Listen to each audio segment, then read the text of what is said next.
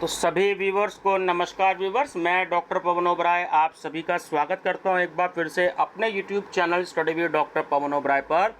तो viewers, students की काफ़ी डिमांड थी कि फर्स्ट एड हेल्थ का क्वेश्चन पेपर लास्ट ईयर का अरेंज करके सॉल्व करवा दीजिए। तो मैंने इसको अरेंज किया और जो रिवाइज आंसर की है सीसीएस यूनिवर्सिटी मेरठ की, क्योंकि ये सीसीएस यूनिवर्सिटी मेरठ का क्वेश्चन पेपर है, तो रिवाइज आंसर की से मैंने इसके आंसर टिक लगा दिए हैं और वो मैं आपके सामने लेकर के आया हूँ। तो नमस्कार स्टूडेंट्स। तो सभी स्टूडेंट्स, सबसे पहले जो है आप मेरा channel study with doctor Pawan Oberoi subscribe कर लीजिएगा और उसके बाद फर्स्ट एड एंड हेल्थ की मैंने एक प्लेलिस्ट तैयार कर रखी है जिसमें बहुत सारे हिंदी इंग्लिश मीडियम में मैंने जो है 10 या 11 वीडियो मैंने बना रखी हैं। लास्ट ईयर भी काफ़ी सारे बच्चों ने देखा था, तो आप उन वीडियोस को देखिएगा। और स्टूडेंट्स, ये मैं आपको बता दूं, ये देखिए ऊपर सामने लिखा है कि BSc/बीकॉम सेकेंड सेमेस्टर। तो ये BSc के स्टूडेंट्स को और बीकॉम के स्टूडेंट्स को जो सेकेंड सेमेस्टर के, तो एक ही बुकलेट आई थी क्योंकि अलग शिफ्ट में पेपर हुआ था, है ना। और जो BA की बुकलेट है वो दूसरी है, तो वो मैं जो है इसके बाद सॉल्व करूँगा।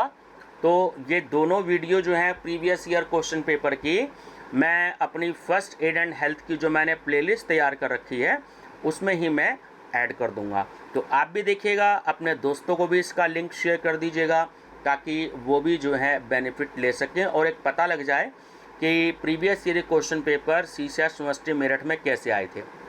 बाकी पूरे उत्तर प्रदेश में जहाँ कहीं भी ये पेपर है NEP 2020 के अकॉर्डिंग, तो सभी स्टूडेंट्स के लिए ये वीडियो हेल्पफुल रहेगी। ठीक है स्टूडेंट्स, चलिए तो मैं आपको बताता हूँ। और ऊपर देखिए राइट हैंड साइड पर पिछले साल ये 9 सितंबर 2022 को क्वेश्चन पेपर हुआ था और ये बुकलेट सीरीज़ जो P है ये मेरे को जो है अवेलेबल हुई है ना, किसी स्टूडेंट से मैंने अवेलेबल की है और आपको पता लग जाएगा कि कैसे क्वेश्चंस आए थे। तो चलिए देखते हैं कैसे क्वेश्चंस आए थे सीसीएस यूनिवर्सिटी मेरठ में। नंबर फर्स्ट है, मेंटल हेल्थ फर्स्ट एड किन्हें सहायता नहीं कर सकती? तो वो है ऑप्शन बी की हड्डियों के रोग से ग्रस्त लोगों को। क्वेश्चन नंबर 2, मनोविकृति के निदान के लिए विशिष्ट व्यवहार या बीमारी क्या है? तो वो है मतिभ्रम, हेलोसिनेशन। पैनिक अटैक और पैनिक विकार के इलाज में क्या मददगार नहीं होगा? तो वो है कैफीन का सेवन। नंबर 4, क्या अवसाद का लक्षण नहीं है? तो वो है डायरिया, दस्त। साइकोसिस, जिसे हिंदी में मनोविकृति कहते हैं, तो वो क्या है? तो वो है ऑप्शन सी, वास्तविकता से अलग होना। निम्नलिखित में से कौन सी बीमारी पूरी तरह से ठीक नहीं होती है? एक तो जननांगदाद और दूसरा HIV संक्रमण। तो ऑप्शन सी करेक्ट है, A और B दोनों। निम्नलिखित में से सभी मूत्र प्रणाली से संबंधित है सिवाय किसके? वो है प्रोस्टेट के। गुर्दे हैं, तो देखिए गुर्दे जो हैं तीनों ऑप्शन इसमें करेक्ट हैं। ऑप्शन डी कि रक्त की मात्रा को विनियमित करने में सहायक होते हैं, रक्तचाप यानी BP को नियंत्रित करने में सहायक होते हैं और pH को भी नियंत्रित करने में सहायक होती है। तो डी जो है वो इसका राइट ऑप्शन है, उपयुक्त सभी। एक अंग या संरचना जो मूल प्रणाली का घटक नहीं है, तो वह है, तो वो होती है हमारी ऑप्शन डी, अधिवृक्क ग्रंथि। देखिए मैं डिक्टेट कर रहा हूँ हिंदी में और इंग्लिश मीडियम वाले बच्चे सामने साथ के साथ आंसर देख सकते हैं। एक मानसिक स्वस्थ व्यक्ति के पास है, तो तीनों ही ऑप्शन करेक्ट हैं कि स्वतंत्र व्यक्तित्व और B सामाजिक पदानुक्रम में आराम से रखना और C एक उद्देश्यपूर्ण जीवन। तो डी करेक्ट है, उपयुक्त सभी। एक बच्चा मानसिक बीमारी का विकास करेगा यदि उसे नहीं मिलता है, यदि उसे स्नेह नहीं मिलता, प्रोत्साहन नहीं मिलता, और सी मार्गदर्शन और अनुशासन नहीं मिलता। तो डी इसका राइट ऑप्शन है, उपयुक्त सभी। फूड पॉइजनिंग का प्रमुख कारण कौन सा है? देखिए वो होता है वायरस, है ना, विषाणु। ऑप्शन बी करेक्ट है। तंत्रिका तंत्र बना होता है, तो देखिए मस्तिष्क, रीढ़ की हड्डी से, मस्तिष्क से और तंत्रिकाओं से। तो डी ऑप्शन करेक्ट है, ये सभी। मूर्छा एक रूप है, तो वो बेहोशी की हालत होती है। ऑप्शन सी करेक्ट है। हड्डी टूटने का सामान्य कारण कौन सा है?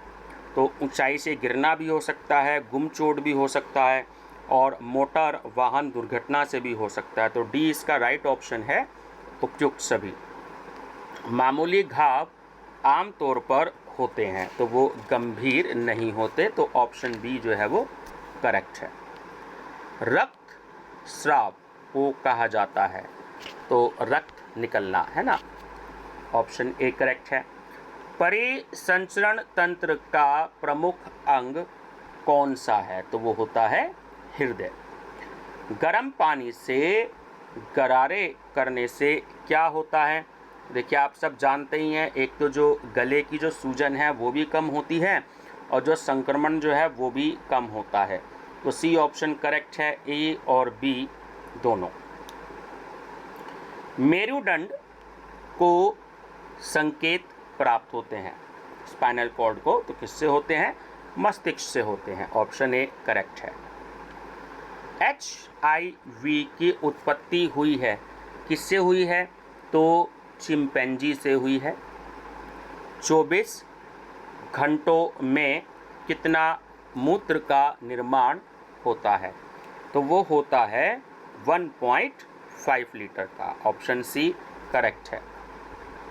गर्भपात करने की समय सीमा क्या है? तो वो होती है आपकी 24 सप्ताह से कम। Option B. पैनिक अटैक के समय एक व्यक्ति में किस तरह के लक्षण दिखाई देते हैं? देखिए छाती में दर्द भी हो सकता है, ठंड भी लग सकती है, और जी मचलाना भी हो सकता है। तो डी इसका राइट ऑप्शन है, उपयुक्त सभी। सिजेरियन बर्थ के समय बच्चे में किस तरह का रिस्क होता है? सांस लेने में तकलीफ भी हो सकती है, जीवन भर के लिए खतरनाक जख्म भी हो सकते हैं, और ब्रेस्ट फीडिंग की समस्या भी हो सकती है। तो डी ऑप्शन राइट है, उपयुक्त सभी। इनमें से कौन सी प्राकृतिक आपदाएं नहीं है? देखिए बाढ़ भी है प्राकृतिक आपदा, और सुनामी भी होती है, और भूकंप भी होती है। जो रेल दुर्घटनाएं हैं वो प्राकृतिक आपदाएं नहीं होती है ना। तो सी इसका राइट ऑप्शन। आँख से किसी बाहरी चीज को बाहर निकालने के लिए करना चाहिए? तो ऑप्शन ए करेक्ट है कि बंद पलकों से आंखें घुमाएं, है ना। ए ऑप्शन करेक्ट है। सांप का जहर क्या करता है? रक्तस्राव भी करता है, किडनी खराबी भी करता है, और एक गंभीर एलर्जी प्रतिक्रिया भी करता है। तो डी राइट ऑप्शन है, उपयुक्त सभी। मरीजों में सबसे ज़्यादा जहर का पता लगाया जा सकता है? तो रक्त से और मूत्र से, दोनों से। तो सी करेक्ट है, ए और बी दोनों। अत्यधिक खून बह जाने पर आपको सबसे पहले क्या करना चाहिए? ऑप्शन बी, साफ कपड़े या हाथ से सीधा दबाव। ऑप्शन बी करेक्ट है। 31 रक्त संचरण को कौन रोक सकता है? वो होता है हार्ट अटैक। Option A. जब किसी व्यक्ति की सांस नहीं चल रही हो तो आपको क्या करना चाहिए? ऑप्शन ए, जल्दी से CPR शुरू करें।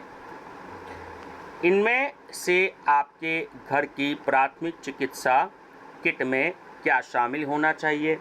तो हाइड्रोजन पेरोक्साइड भी होना चाहिए, क्लेमाइन लोशन भी होना चाहिए, और एस्पिरिन भी होनी चाहिए। तो डी ऑप्शन करेक्ट है, उपयुक्त सभी। कौन से संकेतक है कि एक व्यक्ति बेहोश हो सकता है? तो ऑप्शन ए प्रतिक्रिया करने में अचानक असमर्थता और बी चक्कर आना। तो सी करेक्ट है ना, ए और बी दोनों। गैस्ट्रिक म्यूकोसा से संबंधित समस्याओं का क्या कारण बनता है? तो अम्लीय भोजन भी हो सकता है, शराब भी हो सकती है और चिंता भी हो सकती है। तो डी राइट ऑप्शन है, उपयुक्त सभी। खाद्य विषाक्तता वाले व्यक्ति के लिए कौन सा प्राथमिक उपचार सटीक होगा? ज़्यादा पानी या तरल पीना। Option A.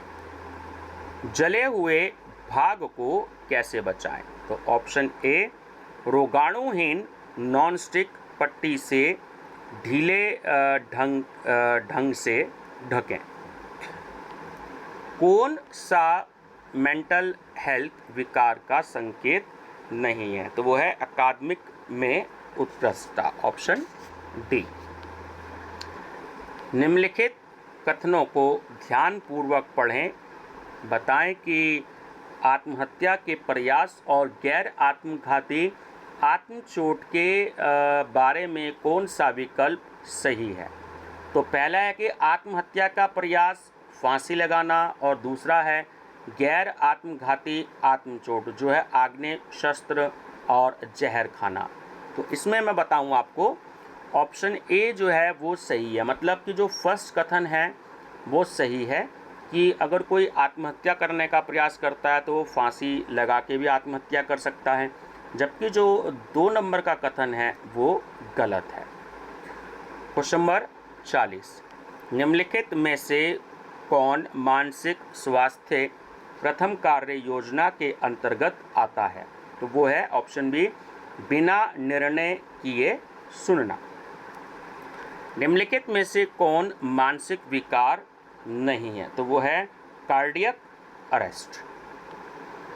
सीपीआर का मतलब है, तो सीपीआर का मतलब है, पूरा नाम आपसे पूछ रहा है तो इंग्लिश में देखिएगा कार्डियो पुल्मोनरी रेसिक्यूशिएशन, ठीक है। चलिए, मतलब हिंदी में हो गया कार्डियो पल्मोनरी पुनर्जीवन। प्राथमिक उपचार किस स्थान पर दिया जा सकता है? देखिए, घर पर भी, सड़क पर भी और किसी सार्वजनिक स्थान पर भी। तो डी जो है वो राइट ऑप्शन है, उपयुक्त सभी। जलने को पहले से तीसरे तक डिग्री के आधार पर वर्गीकृत किया जाता है। निम्नलिखित में से कौन सा तीसरी डिग्री के जलने को दर्शाता है? देखिए, इसमें जो ऑप्शन नंबर डी है वो सही है कि जलन त्वचा की सभी परतों और ऊतकों में फैल गई हो। तो ऑप्शन नंबर जो डी है वो करेक्ट है। चलिए, नेक्स्ट है, अगर आँख में कोई रासायनिक छींटे पड़े हों तो उसका इलाज कैसे किया जाना चाहिए? तो ऑप्शन डी करेक्ट है कि साफ पानी से आँखों को धोना चाहिए। जब आप शीत दंश होते हैं तो आपको बचना चाहिए। तो बचना चाहिए ऑप्शन बी प्रभावित क्षेत्र को बहुत गर्म पानी से नहलाने से। ऑप्शन बी तेज धूप में बाहर निकलने पर अपनी त्वचा को बचाने का सबसे अच्छा तरीका है।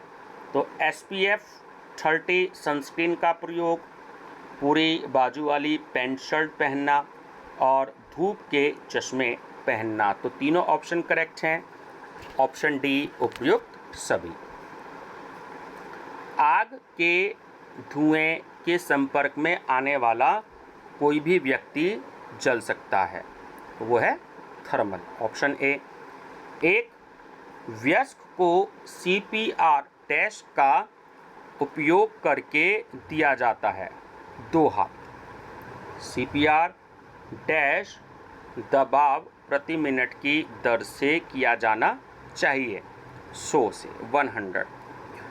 मानसिक स्वास्थ्य दिवस किस दिन मनाया जाता है? तो ये मनाया जाता है 10 अक्टूबर को, ऑप्शन ए। हम इन मानसिक स्वास्थ्य सहायताओं का उपयोग कैसे उस व्यक्ति पर कर सकते हैं जो इन समस्याओं से ग्रसित है? तो इसमें ऑप्शन नंबर सी करेक्ट है कि सहायक होकर और व्यक्ति को गरिमा और सम्मान दिखाकर। 53, किस व्यवहार को गैर आत्मघाती आत्मचोट के रूप में जाना जाएगा? तो वो है ऑप्शन बी, काटना।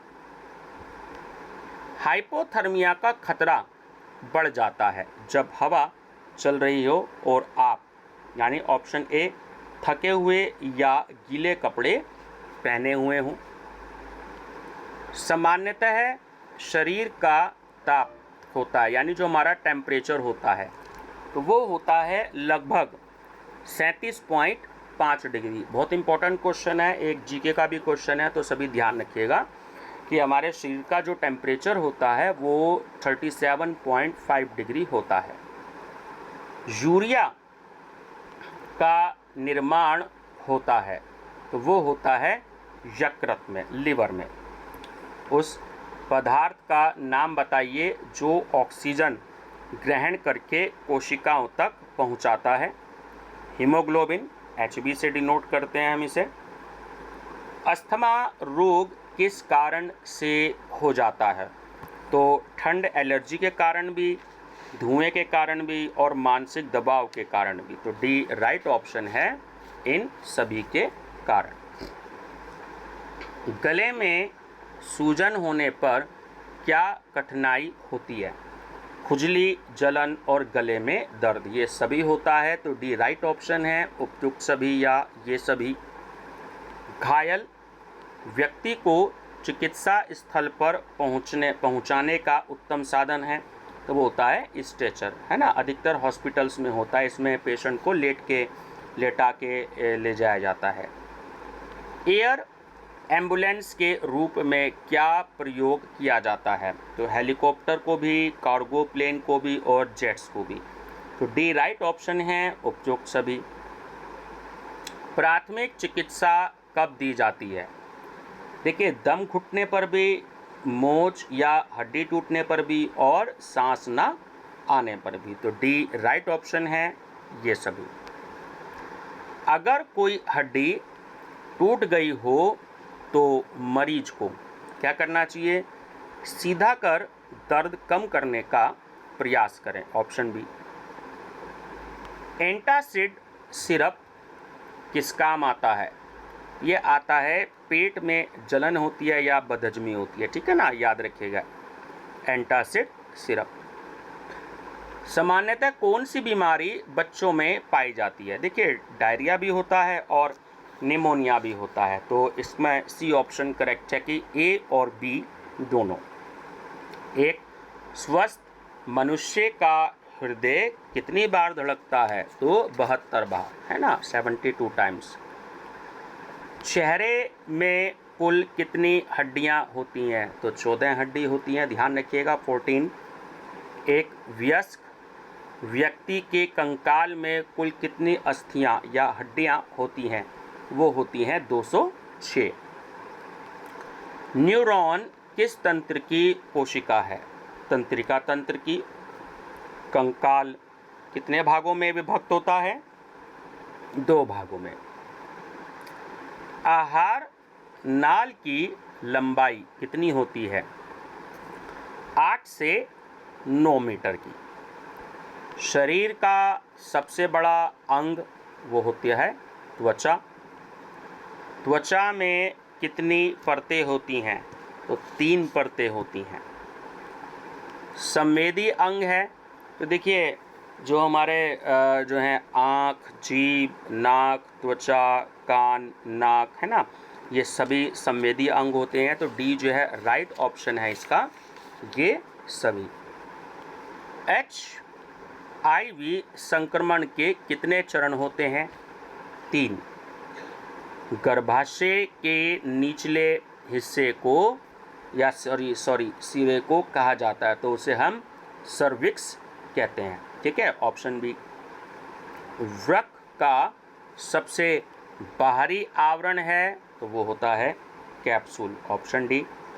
भूकंप का पर्यावरणीय प्रभाव है तो सतह दोष और विवर्तनिक उत्थान और अवतलन और सुनामी। तो जो डी है वो राइट ऑप्शन है ये सभी।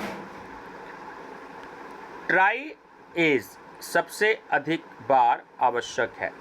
तो देखिए युद्ध के मैदान पर भी होता है और एक महामारी के दौरान पर भी, है ना, ट्राई एज। तो सी ऑप्शन इसमें करेक्ट है, ए और बी दोनों। कान का मध्य भाग बना होता है तो मेलस से भी होता है, इनकस से भी होता है और स्टेपस से भी होता है। तो डी राइट ऑप्शन है उपयुक्त सभी। एक मनुष्य में कितने संवेदी अंग होते हैं? 5। वयस्क नेत्र गोलक होता है तो वो गोलाकार आकार का होता है, ऑप्शन डी करेक्ट है। नाक के अंदर उपस्थित बॉल ट्रैप करते हैं तो वो बाहरी कणों को करते हैं। तितैया का डंक आम है तो वो किस में होता है? गर्मी में। बिजली का झटका जला सकता है तो वो आंतरिक ऊतकों को भी और बाहरी ऊतकों को भी। तो सी इसका राइट ऑप्शन है, ए और बी दोनों। नए रुधिर के बनने की प्रक्रिया को कहते हैं, यानी कि जब न्यू ब्लड हमारे शरीर में बनता है तो उसे हम कहते हैं, ऑप्शन बी हिमेटोपोइसिस। ठीक है, ऑप्शन बी करेक्ट है। जीभ की सतह पर खुलती है तो होती है संवाद कलिका, हमारा जो टेस्ट बड होता है।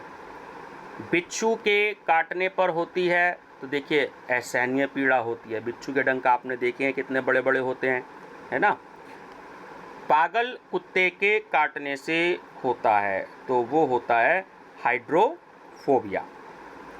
तंत्रिका तंत्र के भाग हैं तो दोनों ही हैं, केंद्रीय तंत्रिका तंत्र भी और परिधीय तंत्रिका तंत्र भी। तो सी राइट ऑप्शन है, ए और बी दोनों। मृगी का कारण है, देखिए जेनेटिक प्रभाव भी होता है, मस्तिष्क की स्थिति भी होती है और विकास संबंधित विकार भी होते हैं। तो डी जो है राइट ऑप्शन है ये सभी। हृदय बना होता है तो ऑप्शन सी हृदय पेशियों का। खुली चोट पर क्या लगाया जाता है? तो आप सभी को पता ही है कि डेटोल लगाया जाता है। डेटोल का मुख्य कारण क्या है? तो ये भी आप सभी जानते हैं कि घाव को कीटाणु रहित करना। सर में चोट लगने का कारण है, देखिए गिरने से भी हो सकती है, दुर्घटना भी हो सकती है और लड़ाई झगड़ा भी हो सकता है। तो डी करेक्ट ऑप्शन है ये सभी। रक्त में प्लाज्मा की मात्रा लगभग कितनी होती है? 55%। रक्त वर्गों की खोज किसने की थी? तो वो कार्ल लैंडस्टीनर ने की थी। ठीक है, कार्ल लैंडस्टीनर। रुधिर की शुद्धि किस अंग में होती है? तो वो फुफ्फुस में होती है, ठीक है, लंग्स में। रक्तस्राव होता है तो धमनी में भी होता है और शिराओं से भी होता है। तो सी करेक्ट है, ए और बी दोनों से। और लास्ट क्वेश्चन है कि एक स्वस्थ व्यक्ति 1 मिनट में कितनी बार श्वसन क्रिया करता है, यानी कि सांस लेता है? तो 15 से 18 बार लेता है। ठीक है व्यूअर्स, देखिए मैंने बड़ा स्लो बताया है आपको कि आप जब क्वेश्चन अपना पढ़ लें, जो भी आपके पास स्टडी मटेरियल है, और आप जब इसको रिवाइज करें तो आपको ये पता लग जाए कि जो है किस तरीके से क्वेश्चंस आए थे। तो मैंने जल्दी नहीं बताया है अपनी इस वीडियो में, मैंने बहुत ही स्लो बताया है और लगभग 25 मिनट की जो है वीडियो बनने के लिए जारी है और जो है आपका एक रिवीजन भी हो जाएगा, इसलिए मैंने बहुत ज़्यादा डिस्कस नहीं किया है। पूरे 100 क्वेश्चन मैंने आपको बता दिए, है ना। इसके बाद मैं बीए की भी बुकलेट अपलोड कर दूंगा, तो आप मेरी फर्स्ट एड एंड हेल्थ की प्लेलिस्ट देख लीजिएगा। और बीकॉम सेकंड सेमेस्टर या बीए सेकंड सेमेस्टर दोनों की अलग अलग मैंने प्लेलिस्ट भी बना रखी हैं, तो बीए वाले बच्चे जो हैं बीए के पेपर देख लीजिएगा, BA second semester unsolved paper, और बीकॉम वाले बच्चे जो हैं बीकॉम के देख लीजिएगा, BCom second semester unsolved paper. तो जो भी मेरे को पेपर्स मिले हैं वो मैंने आपके लिए अपलोड कर दिए हैं। तो मेरी तरफ से आप सभी को best of luck. Thank you.